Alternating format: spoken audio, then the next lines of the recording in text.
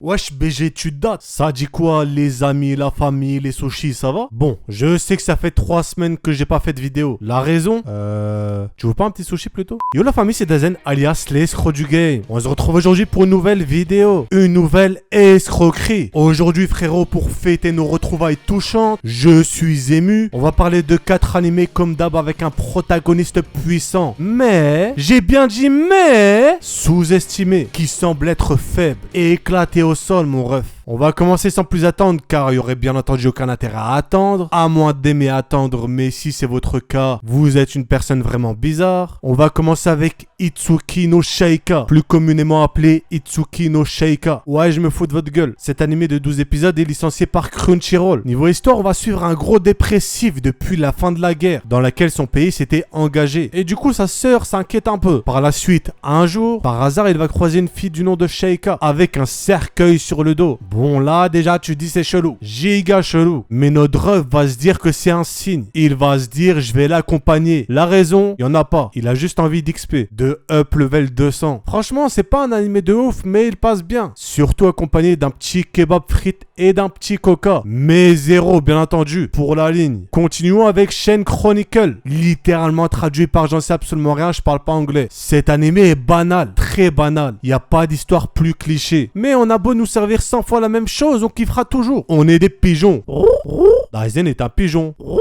En gros, on se concentre sur un monde où un roi démon est à fumer, à pulvériser. Et du coup, Yuri, un des personnages principaux, infiltre le château du roi pour lui faire manger ses morts. Lui faire manger des sushis. Mais... j'ai bien dit mais... malgré le fait que ce soit des jeunes entrepreneurs motivés, c'est eux qui se font fumer. Et par conséquent, ils doivent se tailler, fuir comme des lâches. Quelque temps plus tard, ils vont faire la rencontre d'un jeune BG du nom de Aram. Et notre frérot Yuri va apercevoir un potentiel chez lui. Et c'est vrai qu'il a un petit flow, notre Aram. Une petite patte. Du coup, un nouvel espoir est né. Il n'y a plus qu'à lui trouver un nom, vu qu'il est né. Je vous laisse en commentaire choisir le nom. Le troisième animé que je vais vous présenter est un animé chinois comme on aime les refs. My Holy Weapon. My accent English is very très bien. Et les animés chinois, vous savez que je kiffe trop ça et trouve ça sous-côté. Généralement, l'univers des animés chinois sont à peu près tous les mêmes. Comme les isekai. Notre ref, Shang Tian, va un jour sans faire exprès, et j'insiste bien sur le sans faire exprès, faire apparaître un artefact appelé Xiao Bai, qui le protège d'un terrible sort. Et après ça, il va se retrouver à combattre dans le champ de bataille avec des gens capables de faire la même chose que lui, c'est-à-dire faire apparaître des artefacts. La morale de l'histoire, j'aime les sushis. L'anime est assez cool et possède de jolis combats. Et en plus, vu qu'il n'est pas licencié en France, il est disponible sur YouTube. Donc franchement les refs, sushi. Et on va maintenant terminer avec un animé qui est un animé, une dread. Et d'ailleurs, je viens de vérifier la traduction de l'animé sur Google Traduction, pour de vrai cette fois-ci. Et l'animé est traduit par 100. Une dread veut dire 100. Utilité? Aucune. Cet animé de 12 épisodes disponible sur Crunchyroll est un peu du style Darling in the Franxx